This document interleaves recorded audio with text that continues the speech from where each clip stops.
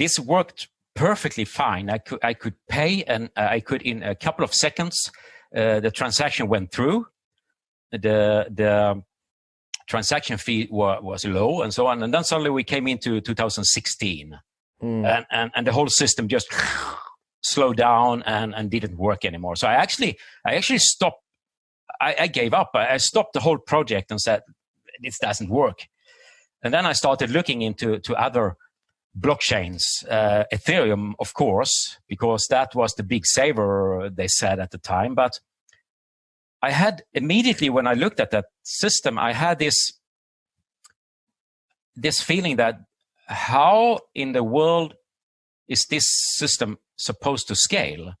If I write a smart contract and you write a smart contract and 1,000 people writes their own smart contracts, all of these 1,000 smart contracts has to run on every single node in the world.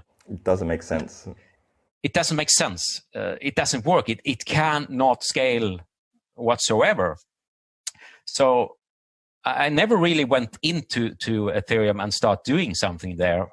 So I went further then because I was working with SAP and IBM systems. I actually went to IBM and looked at their Hyperledger blockchain. Okay. I went down to France and had a couple of days course at IBM on that, and it just scared me to see how it didn't work.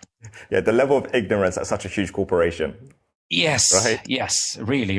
I felt like that's what you wanted to say, but I thought I'll save you there and finish your sentence for you.